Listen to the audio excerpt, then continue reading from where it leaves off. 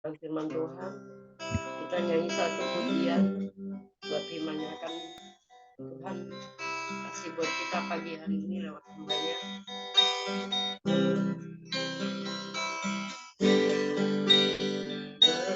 Berpusat Roh Kudus di tempat ini, berpusat Roh Kudus dengan kuasa.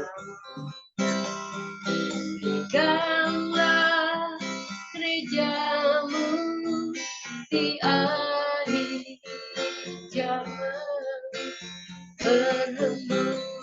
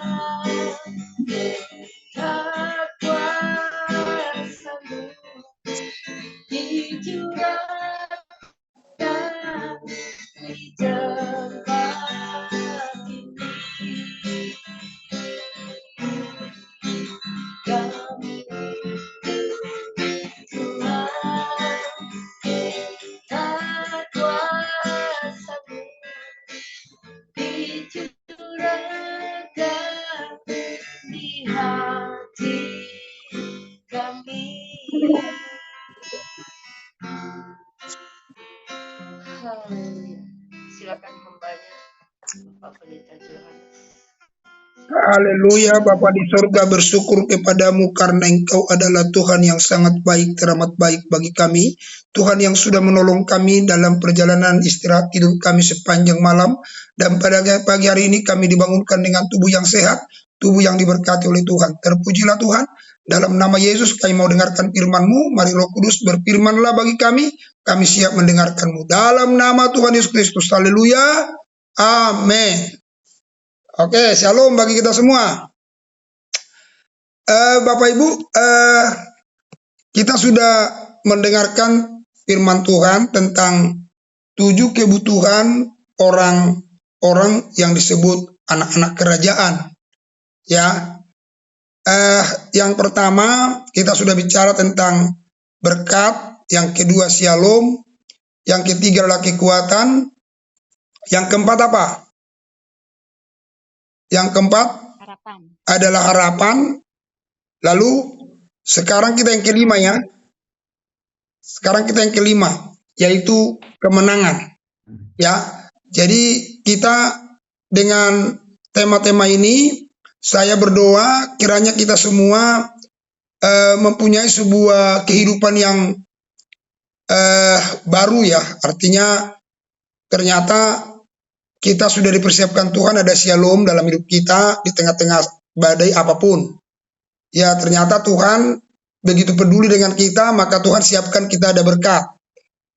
Lalu yang ketiga, kita disiapkan Tuhan kekuatan. Karena apa? Karena Tuhan tahu bahwa dunia yang kita hadapi ini melelahkan. Kadang kita lemah. Jadi Tuhan siapkan kita kekuatan. Lalu yang keempat, bahwa kita disiapkan Tuhan harapan.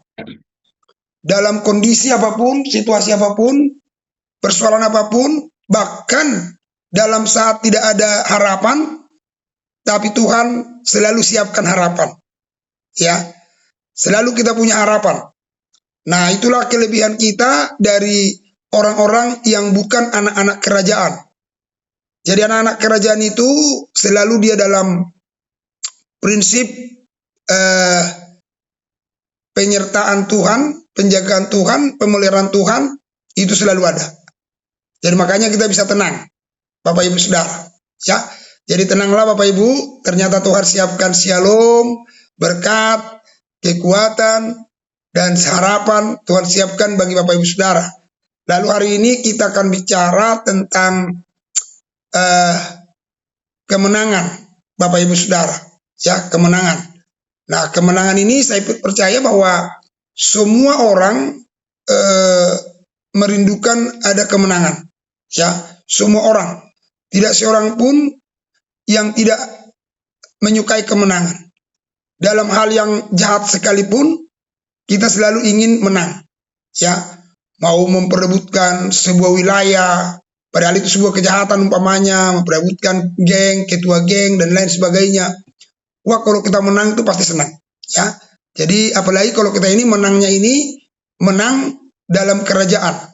Pasti kita lebih senang lagi Bapak Ibu Saudara. Nah, mari kita coba buka dulu Alkitab kita dalam Mazmur pasal yang ke-20 ayat 5 dan ayat yang ke-6. Silakan dibaca. Mazmur pasal 20 ayat 5 dan 6, demikian firman Tuhan. Kiranya diberikannya kepadamu apa yang kau kehendaki dan dijadikannya berhasil apa yang kau rancangkan. Kami mau bersorak-sorai tentang kemenanganmu dan mengangkat panji-panji demi nama Allah kita. Kiranya Tuhan memenuhi segala permintaanmu. Ya, satu ayat lagi. Sekarang aku tahu bahwa Tuhan memberi kemenangan kepada orang yang diurapinya dan menjawabnya dari surganya yang kudus dengan kemenangan yang gilang gemilang oleh tangan kanannya. Ya, luar biasa. Jadi dari ayat 5 itu dimulai dengan kata apa di situ? Diberikan apa permintaanmu ya? Yang kau kehendaki. Yang kau kehendaki. Ayat yang selanjutnya? Dan dijadikannya berhasil apa yang kau rancangkan. Dijadikan Tuhan apa yang kita rancangkan. Lalu yang ketiga itu dikatakan situ gilang gemilang. Gitu ya? Iya. Nah, ini adalah merupakan sebuah kerinduan kita terjadi dalam hidup kita. Apa yang kita rancangkan, ya apa yang kita kehendaki, Tuhan kasih, Tuhan berikan apa yang kita minta. Apa yang kita rancangkan, Tuhan jadikan. Lalu kita diberikan kemenangan yang gilang gemilang. Nah, inilah yang kita rindukan terjadi dalam kehidupan kita Bapak Ibu Saudara. Cuman persoalannya kita hanya merindukan, mengharapkan, tapi kita tidak pernah mengerti kepada siapakah Tuhan kasih kemenangan itu. Ini yang perlu harus kita bahas. Kepada siapakah Tuhan kasih kemenangan itu? Jadi jangan hanya berdoa, Tuhan kasih aku kemenangan, kasih aku harapan dan lain sebagainya, tapi kita tidak ada di dalam kriteria untuk mendapatkan kemenangan itu, Bapak Ibu Saudara.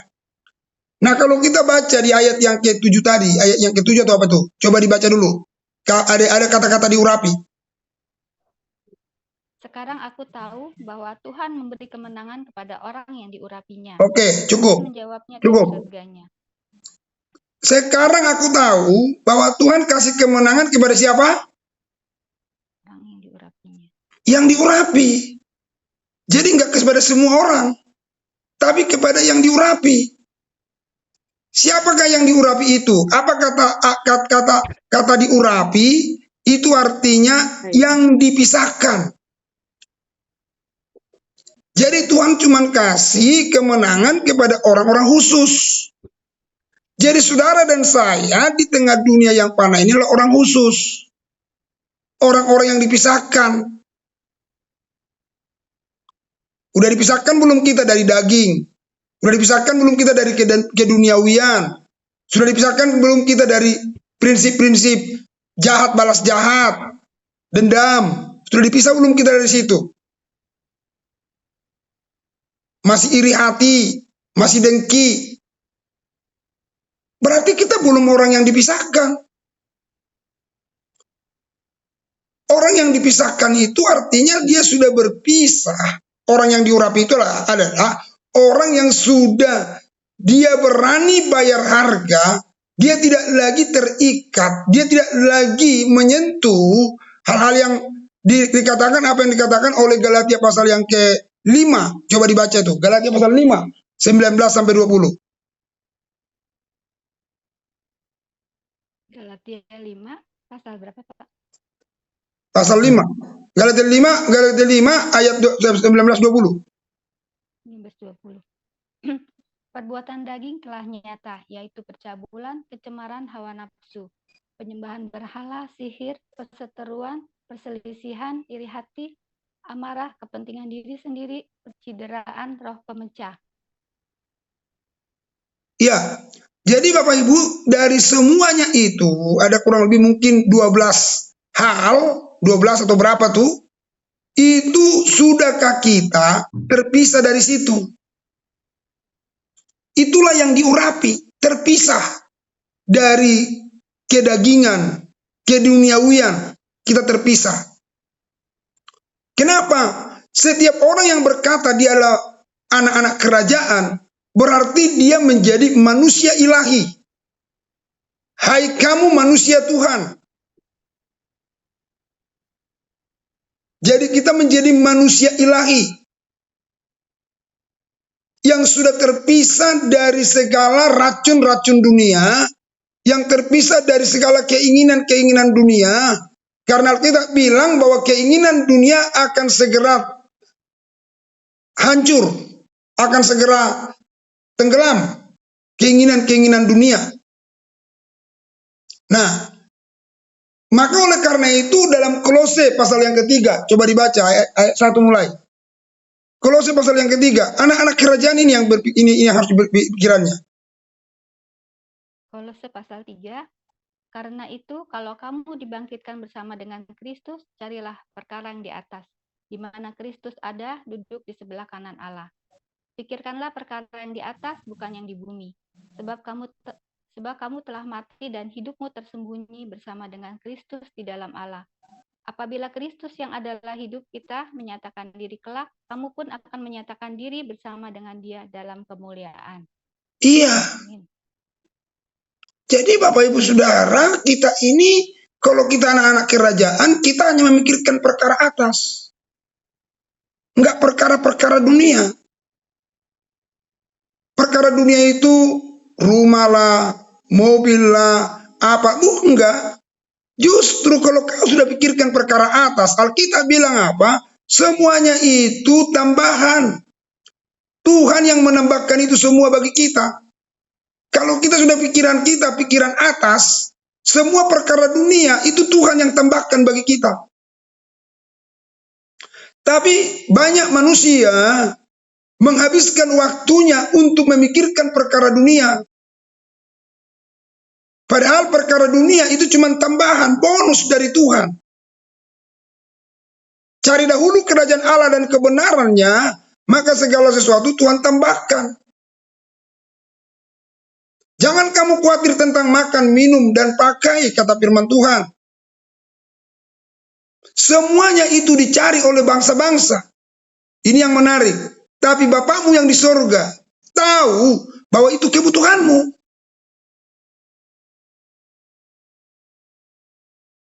Kita seringkali menyusahkan diri kita dengan perkara-perkara dunia. Nah, oleh karena itu Bapak dan Ibu Saudara yang dikasihi sama Tuhan, kita harus pisahkan diri dari situ. Saya yakin semuanya kita pasti sudah punya program Allah dalam hidupmu.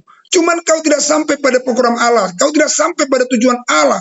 Karena kau tidak memisahkan dirimu dari perkara-perkara dunia yang hanya sebatas bonus dari Tuhan. Kita sibukkan diri ke situ. Kita bisa kehilangan Tuhan. Yang penting dapat sesuatu. Kehilangan Tuhan artinya kehilangan ibadah, kehilangan doa, kehilangan baca Alkitab. Hanya karena apa? Kita sibuk dengan perkara-perkara dunia. Nah, oleh karena itu Bapak Ibu Saudaraku yang dikasihi sama Tuhan, kita harus betul-betul mengerti bahwa engkau dan saya adalah orang yang diurapi. Amin. Kau dan saya adalah orang-orang yang diurapi. Levelmu harus level banyak yang terpanggil, tapi sedikit yang terpilih. Kau bukan orang yang terpanggil lagi, tapi sudah masuk dalam level yang terakhir, yaitu terpilih. Kita sudah orang-orang pilihan. Orang yang diurapi itu adalah orang-orang pilihan. Nah, bagaimana supaya kita dipilih, ditetapkan mendapat hadiah? Alkitab tulis, semua pelari dia akan berjuang semaksimal mungkin, kata Alkitab, tapi cuma satu yang akan mendapat hadiah. Oleh karena itu kuasai dirimu. Nah itu dia tuh Bapak Ibu Saudara. Siapa yang terpilih itu? Mereka yang mampu menguasai diri untuk tidak akan terkontaminasi dengan perkara dunia, tetapi mereka akan tetap mempertahankan Kristus Tuhan, dimuliakan dalam setiap hal apapun dalam dirinya, sehingga penilaian sorga terhadap kita, layaklah kita menjadi orang-orang pilihan Tuhan yang disebut yang diurapi. Yang diurapi, saudara. Nah, bukan berarti orang-orang yang diurapi itu sudah tidak ada masalah, sudah tidak ada pergumulan, tidak ada kesulitan, bahkan mungkin lebih sulit dari sebuah kehidupan yang kita lihat setiap hari, dari tetangga, dari orang-orang Kristen. Kok biasa-biasa, kok nggak ada ikut Zoom, nggak ikut ibadah ini, nggak ikut itu, tapi kayaknya kelihatan hidupnya lebih mewah dari saya. Justru kita bisa lebih menderita. Nanti akan kita lihat tokoh-tokoh dalam Alkitab. Tapi Bapak Ibu Saudara, jangan lihat keadaan sekarang. Apa yang kamu alami sekarang ini, itu adalah bagian program Tuhan untuk membawa kamu kepada program yang sesungguhnya. Maka program pertama dari Tuhan adalah memproses hidupmu dan menjadikan engkau menjadi tanah liat yang dibentuk, supaya pada waktunya kau sempurna di pemandangan Allah yang menciptakanmu. Dan itulah menjadi tujuan Tuhan. Kita diproses, mungkin kita diremukkan bagaikan tanah liat, supaya kita dijadikan kembali, didaur ulang menjadi sebuah tujuan Allah, segambar, serupa dengan Allah.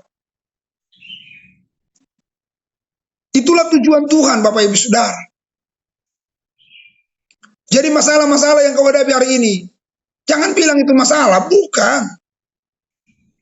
Itu item program Tuhan dalam bentuk prosesnya, supaya engkau masuk dalam kemuliaannya.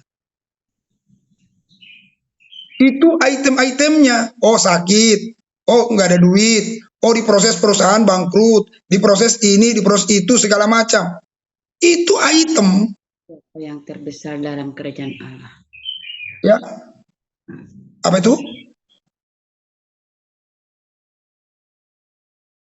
Ya, itu item Bapak Ibu Saudara. Supaya hidupmu dan hidupku cocok dengan kemauan Tuhan.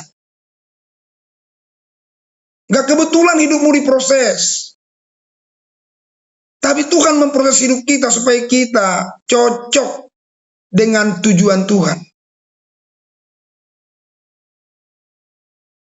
Nah, oleh karena itu Bapak dan Ibu Saudara, kita harus menjadi orang-orang yang selalu memikirkan atas.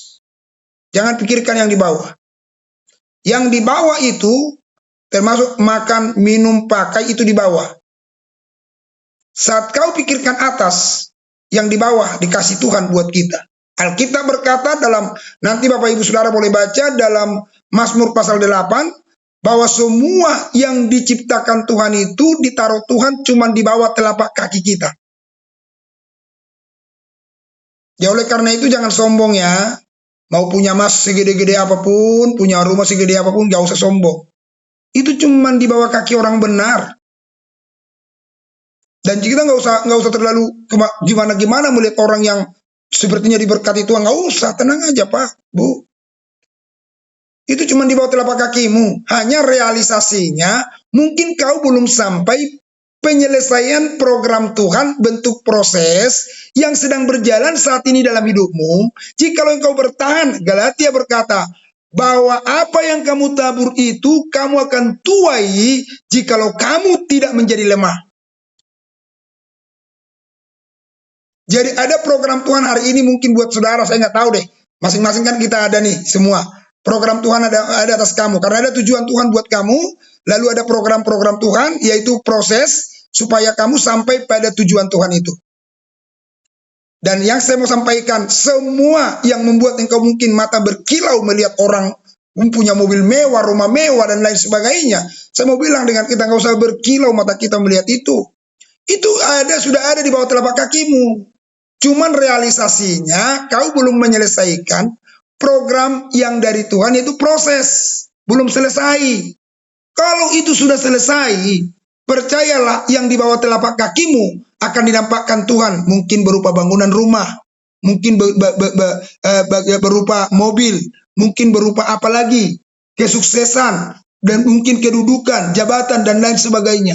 Tuhan akan sudah siapkan dinaikkan, dari telapak kaki dinaikkan ke atas. Itu Bapak Ibu Saudara.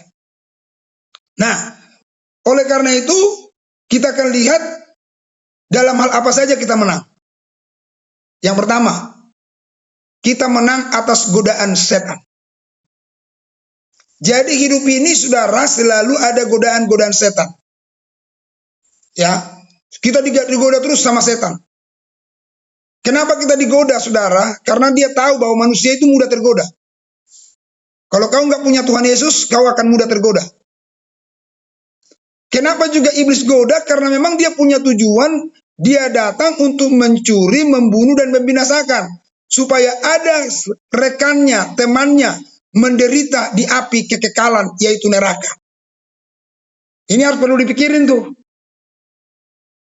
Jadi kalau ada bikin kau sakit hati terus, percaya deh itu bukan dari Tuhan. Itu udah pasti dari iblis. Supaya apa? Supaya kau tidak ada di sorga. Supaya engkau ada bersama dengan dia di neraka. Dibangun terus rasa sakit hati itu. Itu bukan dari Tuhan, itu dari iblis. Dendam, sakit hati, tersinggung, marah, itu bukan dari Tuhan. Pasti dari iblis. Tapi kan Tuhan juga marah. Ingat, iblis marah dengan kebencian. Tapi Yesus marah karena cinta. Ingat loh. Iblis marah karena kebencian. Tapi Yesus marah karena cinta. Jadi kalau kau marah karena kebencian, berarti kita adalah sama dengan program si satu itu. Tapi kalau kau marah dengan orang-orang yang melakukan hal yang jahat, yang salah, yang keliru, kau marah anak karena nggak mau baca Alkitab, karena nggak mau hidup di gereja, hidup kepada Tuhan, itu karena kau cinta sama anakmu.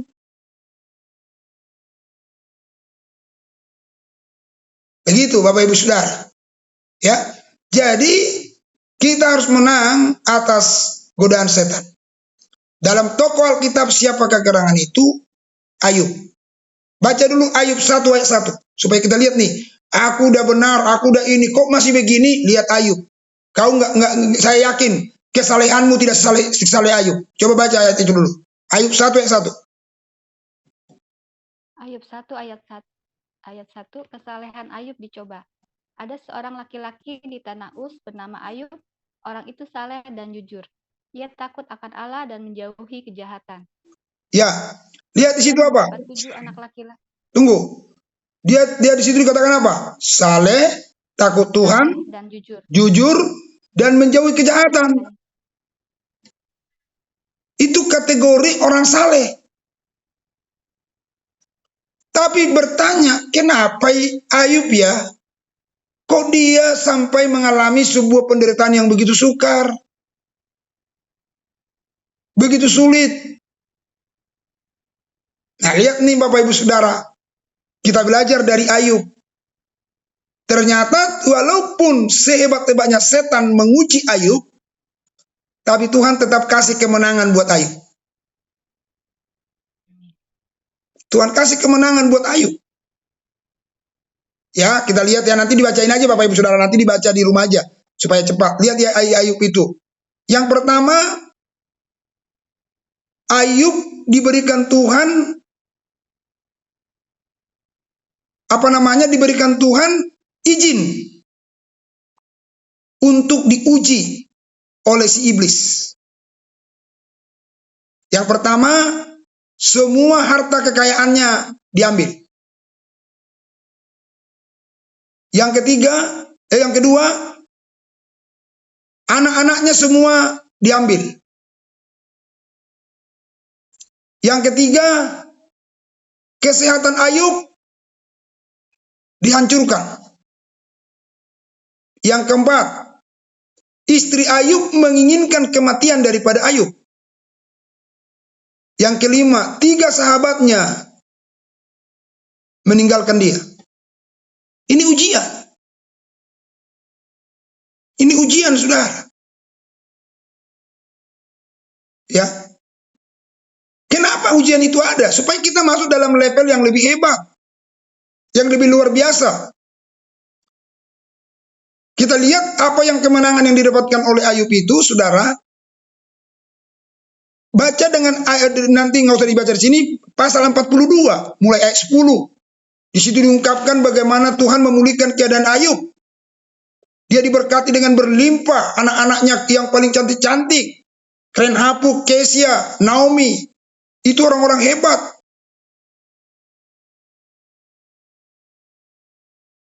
Lalu siapa lagi Bapak Ibu Saudara yang kita lihat di situ?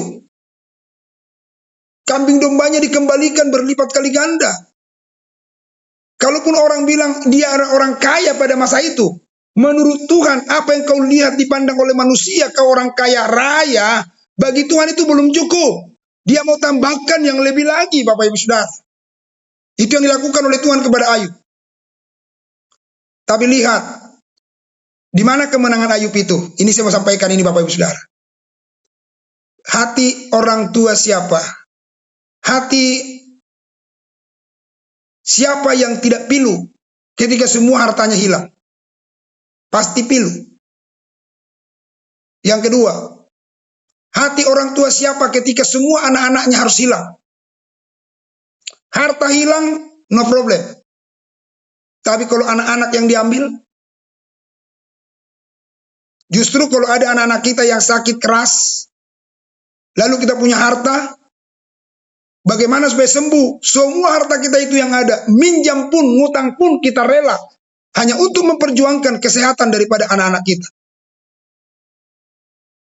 Jadi gak peduli harta, yang penting anak-anak. Tapi anak-anak pun diambil, saudara. Yang kedua, yang ketiga, kesehatannya pun diambil. Sampai dia duduk di debu. Yang keempat, istrinya menginginkan kematiannya. Waduh, saudara, luar biasa nih. Istri itu paling penting bagi kita.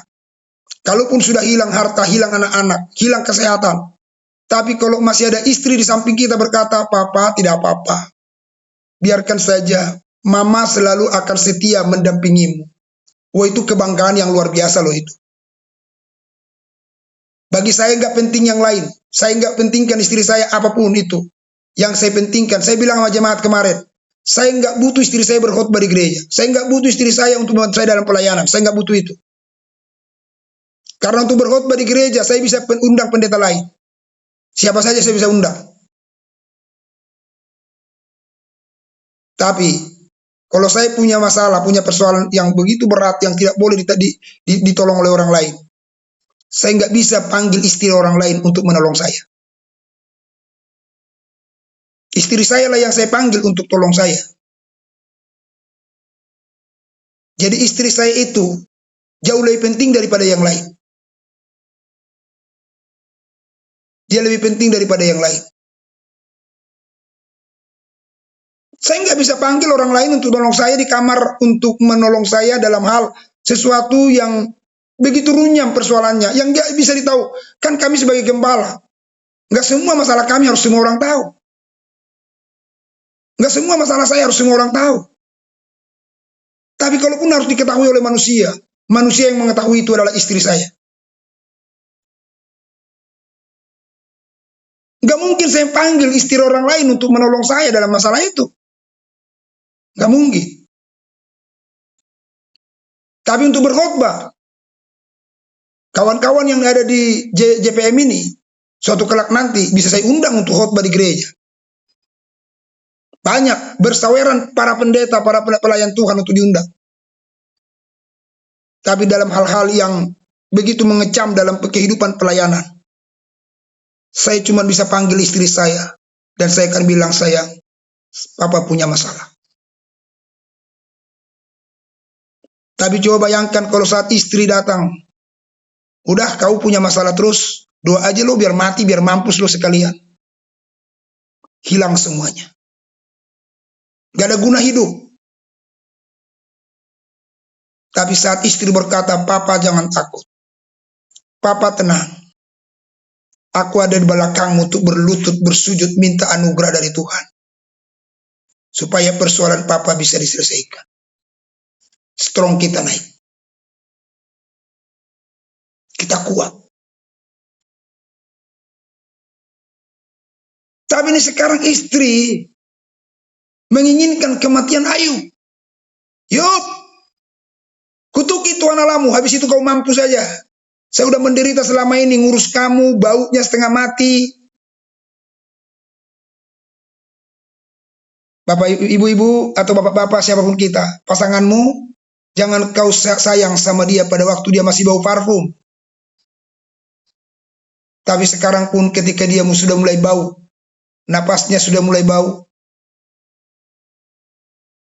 Ya kan kalau orang giginya udah ompong, semua udah ompong, coba deh, itu pasti bau napasnya. Kan udah gak sikat gigi.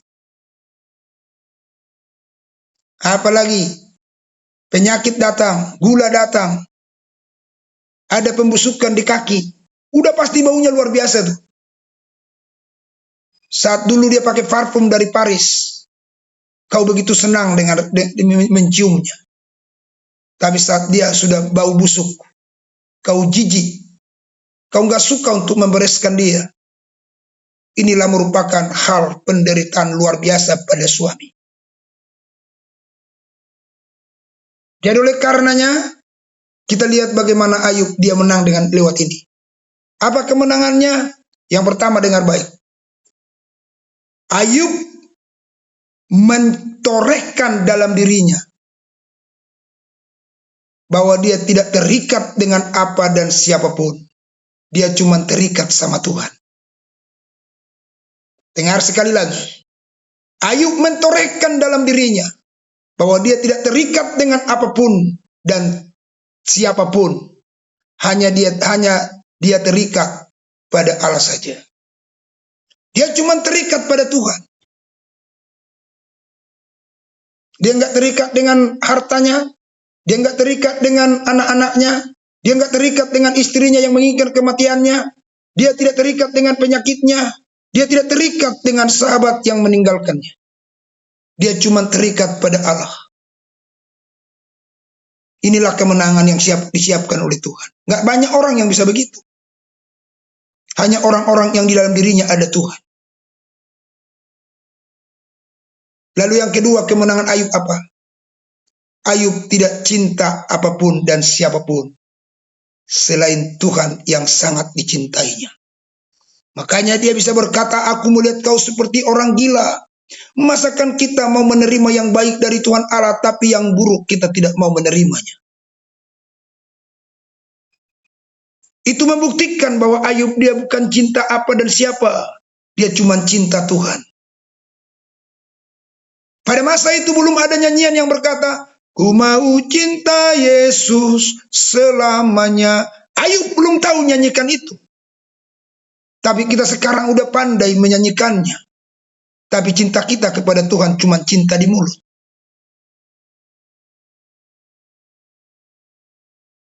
Jadi dua itu kemenangan yang diterima oleh Ayub. Dia tidak terikat dengan apa dan siapapun. Dia hanya terikat dengan Tuhan.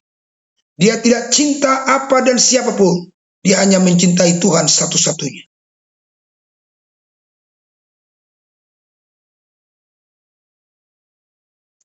Lalu yang kedua, kemenangan. Yang kedua adalah kemenangan atas ancaman. Hidup ini seringkali dapat ancaman. Berbagai macam ancaman mungkin Bapak Ibu Saudara terima. Tapi saya bawa tokoh satu yang bernama Sadrak, Mesak, dan Abednego. Sadrak, Mesak, dan Abednego punya ancaman untuk menyembah patung Tuanku Raja. Dan yang mengancamnya bukan wakil raja, bukan gubernur, tapi yang mengancam dia adalah raja yang tidak pernah ada belas kasihan, yang bernama Nebukadnezar. Yang begitu sinisnya, saat ada laporan ada orang yang tidak mau menyembah patung Tuanku Raja, geramlah dia dan marah. Akhirnya dipanggillah Sadrak, Mesak, dan Abednego dan berkata, "Hai Sadrak, Mesak, dan Abednego, demi hidupmu, sembahlah patung yang kudirikan itu. Jikalau kau tidak mau menyembahnya, aku akan memasukkan kamu ke dalam perapian. Dan dewa manakah yang sanggup untuk menolong?" Apakah gentar Sadrak, Mesak, dan Abednego? Tidak. Apakah mereka menyerah? Tidak. Apakah mereka jadi khawatir? Tidak. Tapi lihat kalimat daripada Sadrak, Mesak, dan Abednego yang begitu luar biasa. "Tuanku Nebukadnezar tiada guna," Tuhan berkata demikian. "Kami tahu Tuhan yang kami sembah itu adalah Tuhan yang sanggup tolong. Tapi andai kata pun Tuhan tidak tolong, kami tidak akan pernah menyembah patung Tuanku Raja." Ini menarik, saudara.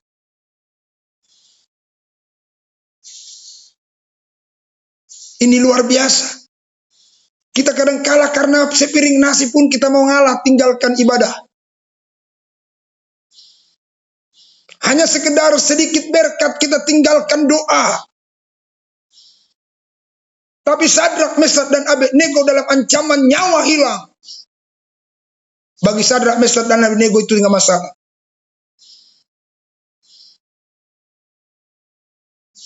Lihat saudara kemenangan yang diterima oleh Sadrak, Mesak, dan Abednego.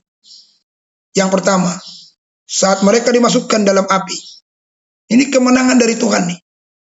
Orang yang memasukkan dia saja mati di luar.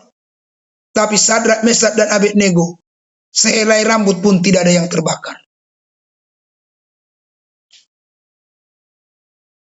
Yang kedua, kemenangan daripada Sadrak, Mesak, dan Abednego lewat iman yang kokoh, lewat iman yang tak tergoyahkan itu, mengakibatkan mulut Nebukadnezar yang tidak pernah mengenal Allah akhirnya menyatakan, "Terpujilah Allahnya Sadrak, Mesak, dan Abednego." Luar biasa.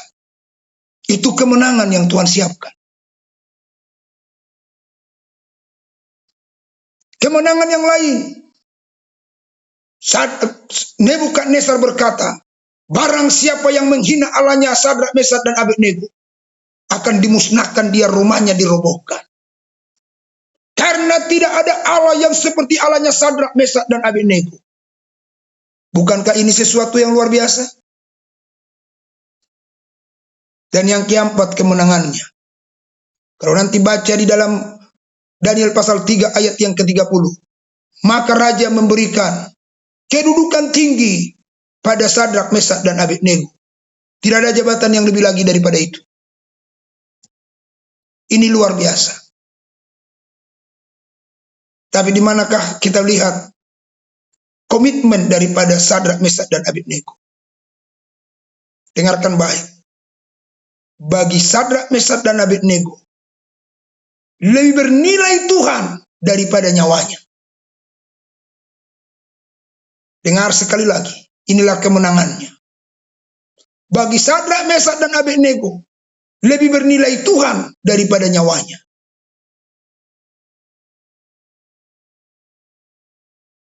Kalau kita, saudara, kita lebih bernilai nyawa yang diberi daripada si pemberi nyawa. Harusnya kita harus lebih membuat si pemberi nyawa lebih bernilai daripada nyawa yang diberi.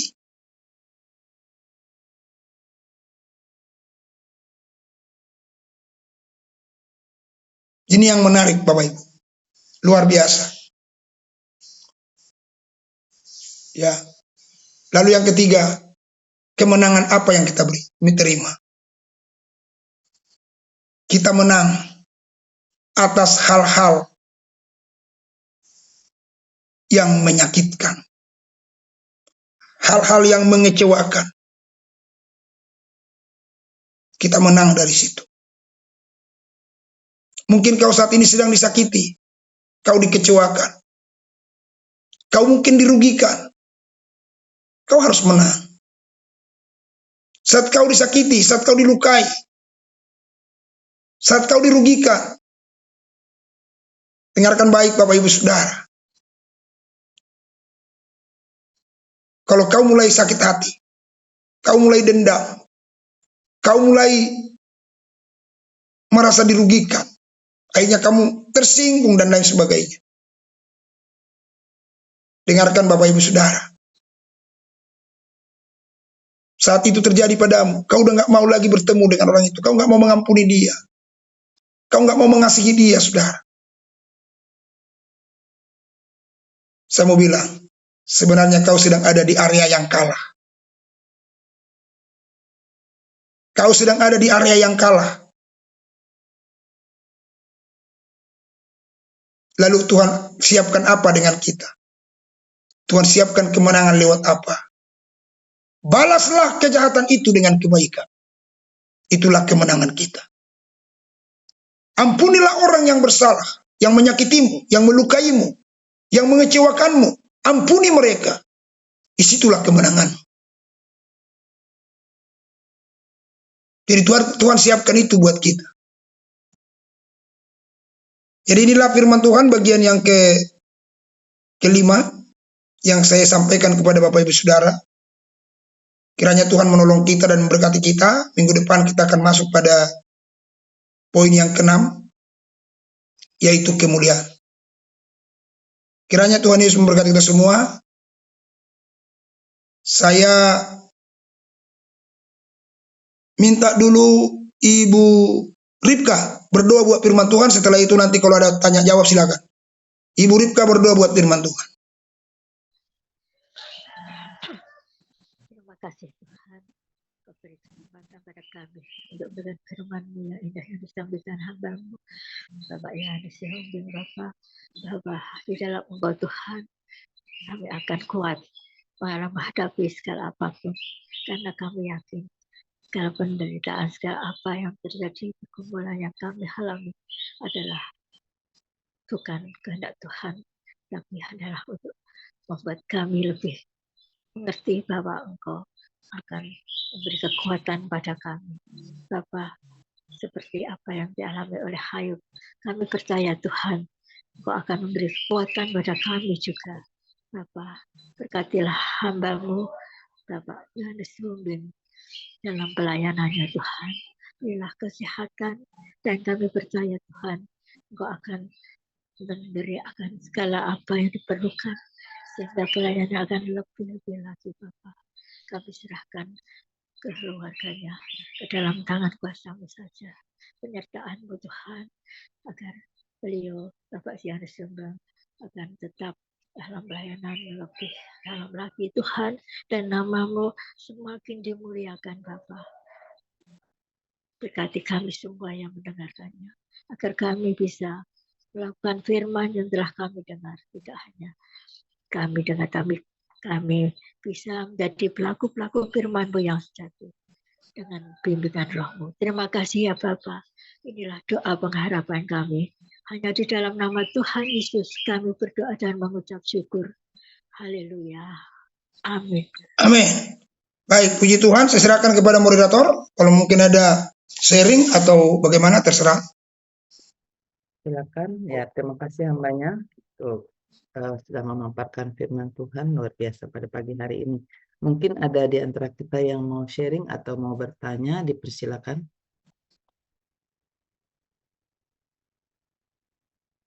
Ada?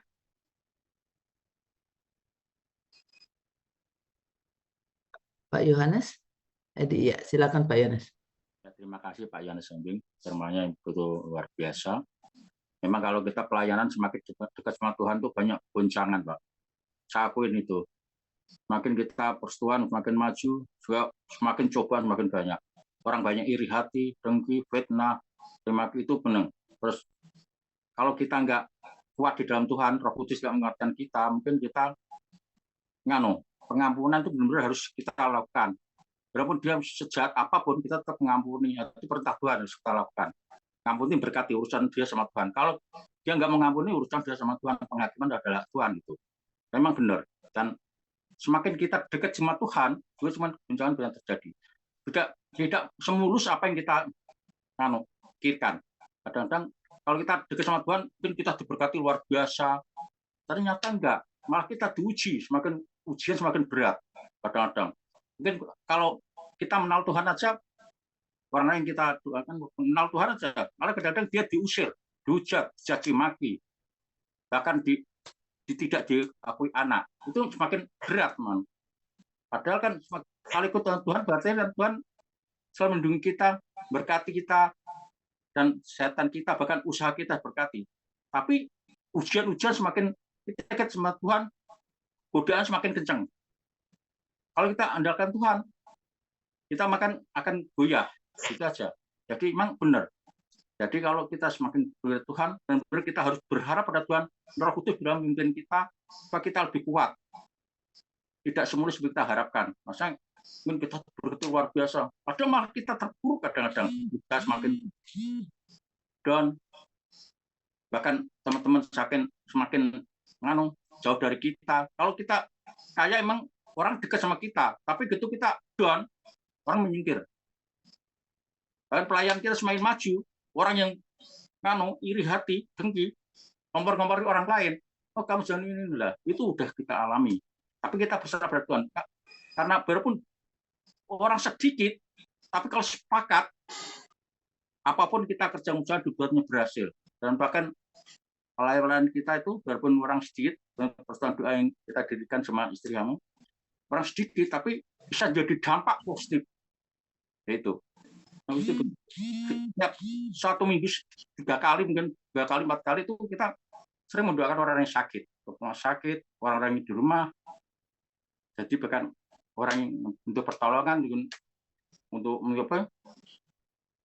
mungkin tidak bisa makan kita berkati. Ya. Jadi kita benar-benar doa itu sedikit, tapi sangat dampak. Itu. Dan kita alami sendiri masalahnya gini. Walaupun kita doa sedikit, tapi waktu pendeta dari Singapura datang, ada orang mau nggak pendeta dari Singapura? Kita di persatuan doa Glory mesti.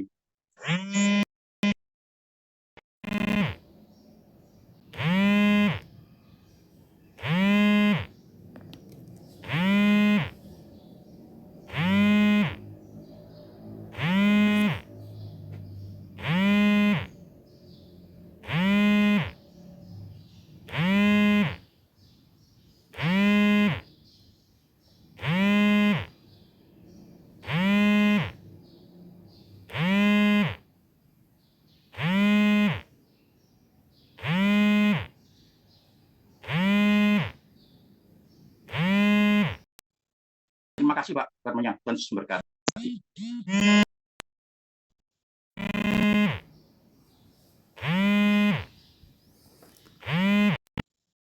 Buka mic-nya dulu deh. Ya. Waduh, ada masuk telepon nih. Ya. Sebentar ya Bapak Ibu ya. Yohanes ya. Ya, ya.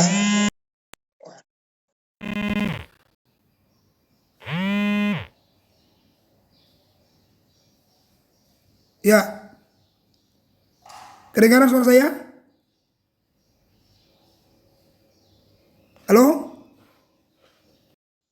Ya. Bisa dengar? Saya pikir dari Pak Yohanes kan tidak pertanyaan, cuma pernyataan aja ya. Ada yang saya harus jawab.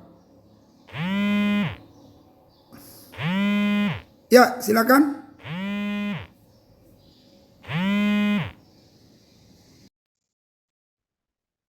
Silakan.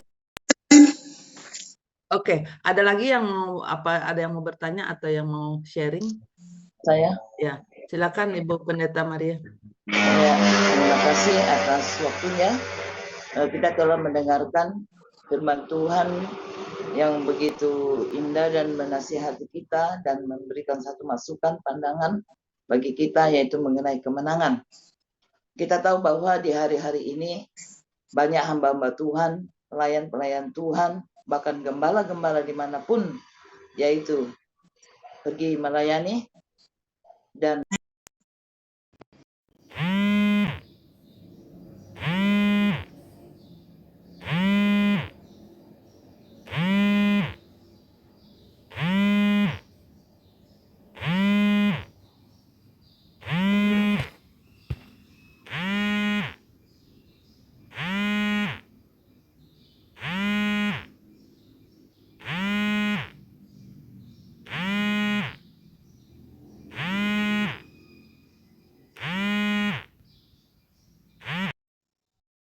naik dakwah.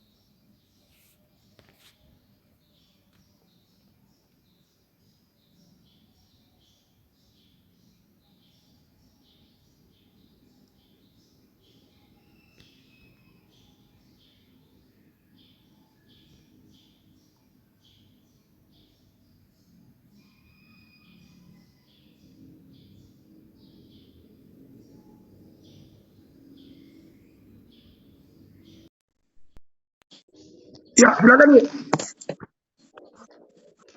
Ya, silakan. Ya, tadi Bu Maria Kendek bertanya. Ya, Bu Maria diulangnya aja tadi terlempar Pak Pendeta Yohanes. Saya ulang. Ya, saya tadi terlempar keluar dari Zoom. Oh iya, iya. Ya, terima kasih atas waktunya. Izinkan saya mengulangi pertanyaan saya, yaitu kita sebagai hamba-hamba Tuhan, anak-anak Tuhan, utusan Tuhan, bahkan gembala-gembala di mana saja kita berada, ataupun kemana Tuhan utus kita untuk melayani. Dan yaitu apabila ada sesuatu yang masih mengganjal di dalam hati kita, yang merupakan satu sampah atau kotoran, dan yaitu kita yaitu menyampaikan firman kepada jemaat atau dimanapun kita berada, apakah itu kita bisa meraih kemenangan yang utuh daripada Tuhan, ataukah yaitu separuh yang Tuhan kasih, ataukah yaitu bagaimana cara Tuhan untuk mau menilai hidup kita. Ya, terima kasih, saya kembalikan. ya. Tuhan itu tidak pernah kasih kemenangan separuh. Tuhan pasti kasih kemenangan sepenuhnya. Tergantung kita sebenarnya Tuhan akan lakukan semuanya itu. Nah, kalau bilang bagaimana penilaian Tuhan, ya kita lihat bagaimana tadi Ayub yang dia begitu mengalami tantangan goncangan kehidupan. Tapi yang kita lihat ada dua hal yang dia membuat dia menjadi penilaian Tuhan full sama dia. Yang pertama, dia nggak terikat dengan apapun dan siapapun, dia hanya terikat sama Tuhan. Dia tidak cinta siapapun dan apapun, dia hanya cinta sama Tuhan. Lalu bagi Sadrak, Mesak, dan Abednego, mereka lebih mencintai Tuhan daripada mencintai nyawanya. Jadi ini adalah merupakan sebuah nilai dalam kehidupan kita. Sehingga Tuhan kasih full sama Sadrak, Mesak, dan Abednego, Tuhan kasih full lebih daripada yang diharapkan buat Ayub. Begitu luar biasa Tuhan kasih sama mereka. Jadi mari kita mulai belajar untuk tidak terikat dengan apa dan siapapun. Mari kita untuk tidak mencintai apa dan siapapun selain daripada Tuhan. Mari kita lebih mencintai Tuhan daripada nyawa kita sekalipun. Itulah membuat nilai tertinggi yang Tuhan berikan bagi kita. Terima kasih.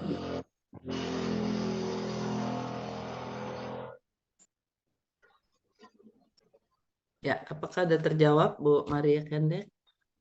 Ya, sudah, makasih. Ya, terima kasih. Mungkin masih ada yang bertanya. Selamat pagi Pak Pendeta. Ya, pagi. Pak Pung dari Malaysia. Ya, siap. Ingin bertanya Pak. Sebab apabila saya tengok kepada Ayub, kalau dikira sebelum Ayub dan selepas Ayub tidak ada orang yang menderita seberatnya Ayub. Tetapi yang persoalan saya, sebab ceritanya iblis datang bertanya kepada Tuhan, Tuhan kata kepada iblis, lihatlah hambaku Ayub begitu setia. Tetapi iblis kata, kalau engkau melepaskan tanganmu daripadanya, pasti dia akan menyangkal Tuhan. Tetapi persoalan saya di sana, mengapa Tuhan mencobai, macam Tuhan lawan Tuhan, seolah-olah macam itu. Jadi sukar saya nak mengerti itu. Itu saja, Pak. Ya, jadi Tuhan bukan melawan dirinya. Tapi Tuhan mau membuktikan kepada setan, Tuhan mau membuktikan pada dunia ini, apa yang menjadi komitmen daripada Ayub. Dia tidak terikat dengan apa dan siapa, dia tidak cinta dengan apa dan siapa, itu dibuktikan dengan kerelaannya untuk kehilangan segalanya. Itu dari Ayub. Lalu dari pihak Tuhan, ini mau diperlihatkan kepada dunia. Ini loh bukti-bukti orang salehku ini. Bahwa bagi dia tidak penting harta, tidak penting kesehatan, tidak penting apa-apa, tapi dia mementingkan aku. Jadi kita ini pada waktu kita melewati badai dan topan itu, dan kita tetap hidup dalam Tuhan, sebenarnya tanpa kita sadari, kita sedang memproklamasikan bahwa bagi saya lebih penting Tuhan daripada persoalan hidup. Begitu Pak Apung.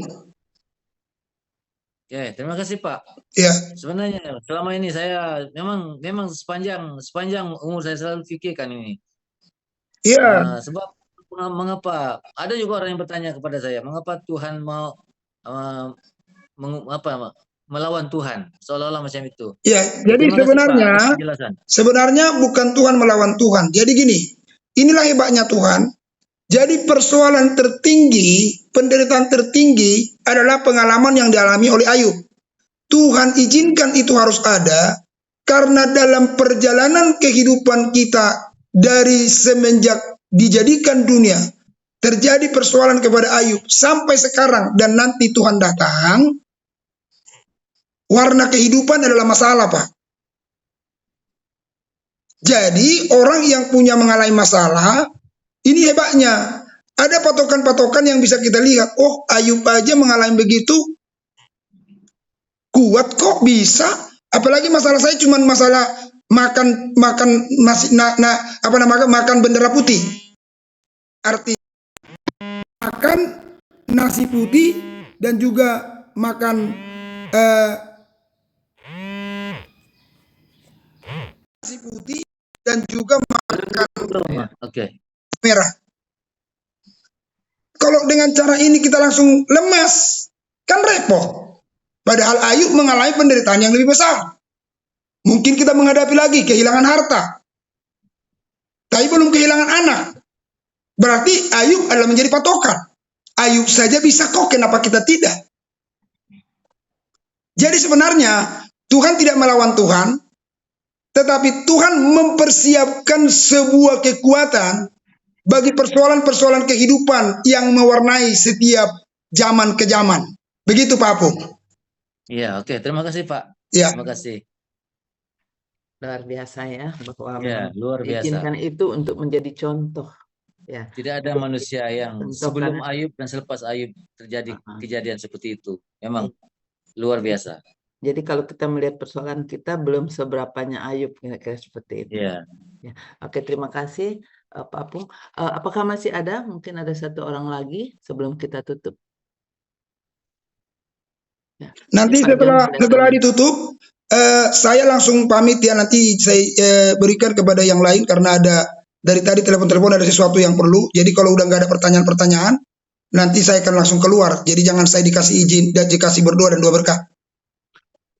Oke. Ya, ada lagi mungkin Pak John tadi mau bertanya apa?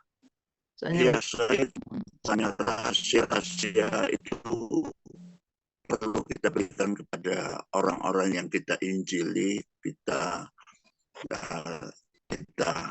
kabarkan bahwa Yesus adalah Tuhan dari segala Tuhan. Tetapi di dalam perjalanan hidup, seperti apa yang Bapak katakan, firman Tuhan itu benar dan amin. Tetapi di dalam kenyataan hidup sebagai manusia itu kadang ada juga rasa sakit hati, tersinggung, emosi. Itu saya sendiri mengalami hal yang demikian. Tetapi ketika itu muncul, kadang-kala sulit sekali melenyapkan hal itu. Tidak semudah kita membalikkan telapak tangan. Mungkin ada hal-hal yang ya Bapak dokter berikan kepada kami untuk menghilangkan rasa sakit hati itu, rasa tersinggung, rasa nggak ada gunanya berteman dengan orang yang tidak mau menerima firman Tuhan. Nah ini kan merupakan tantangan bagi kita. Kita menghendaki orang itu selamat, tetapi ketika dia ternyata dia tidak mau diselamatkan, malah nantang kita gelut. Saya kalau ditantang gelut senang saya, Pak. Senang karena saya memang mantan dan satu mantan itu saya katakan sulit.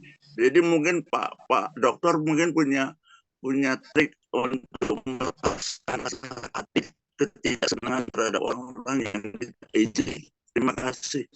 Oke, jadi ada nyanyian berkata begini, bersama Yesus lakukan perkara besar, bersama Yesus tidak ada yang sukar. Nah gini Bapak Ibu, jadi sakit hati dengan damai itu sudah berdiri secara bersama-sama. Jadi ini sudah berdiri bersama-sama ini, sakit hati dan damai. Nah, makanya kita yang ada di tengah, tinggal Bapak Ibu pilih. Jadi pilihan jadinya. Ini nggak bisa nggak ada itu Pak. Sakit hati itu di setiap orang ada. Mau pendeta besar, pendeta kecil, pendeta setengah besar. Itu ada semua. Ya, sakit hati itu ada dan damai itu ada. Cuman sekarang pertanyaannya dia mau pilih mana? Jadi Tuhan sudah kasih pilihan buat kita. Mau pilih kanan atau kiri. Ketika kita pilih kanan, yaitu damai, disitulah kita boleh nyanyi. Bersama Yesus lakukan perkara besar. Ini karena kita pilih Yesus. Kita pilih Yesus. Tapi kalau kau pilih, udah berulang kali dia begitu. Sakit kali pun, gimana ini, gimana? Udah, kau pilih sakit hati. Disitulah kekalahanmu. Gitu loh Bapak Ibu. Jadi kalau sakit hati, tersinggung, luka, semua orang termasuk pendeta Pak, termasuk Pak Yohanes Anwar, ada sakit hatimu, ada luka hatimu, ada kebencian dalam dirimu. Tapi kenapa kita bisa menang? Karena kita pilih Tuhan. Segala perkara dapat kutanggung di dalam Dia. Kita pilih Tuhan, bukan pilih sakit. Gitu loh Pak. Jadi jangan kita munafik juga, itu enggak ada, udah diciptakan. Jadi ibarat pohon, dua pohon itu udah tumbuh. Pohon sakit hati dan kuru-kurunya, pohon sialom dan kuru-kurunya. Udah tumbuh dua-duanya, Pak. Tinggal mau Bapak mau panjat mana? Panjat pohon sialom atau panjat pohon sakit hati?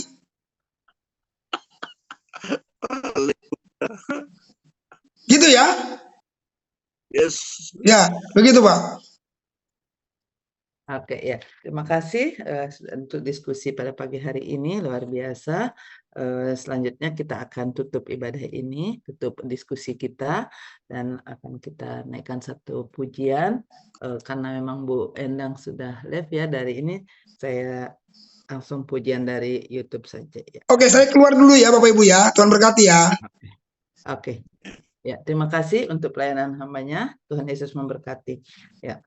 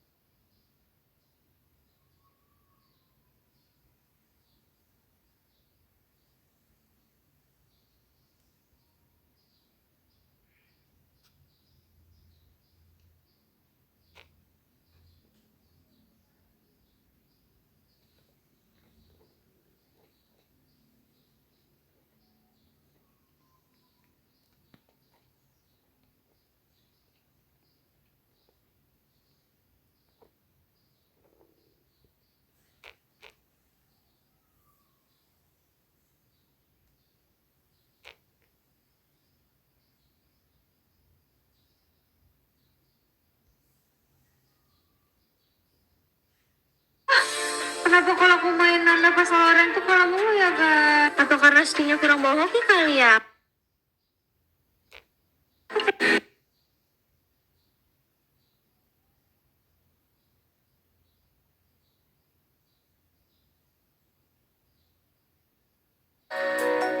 Tuhan selalu menolongku,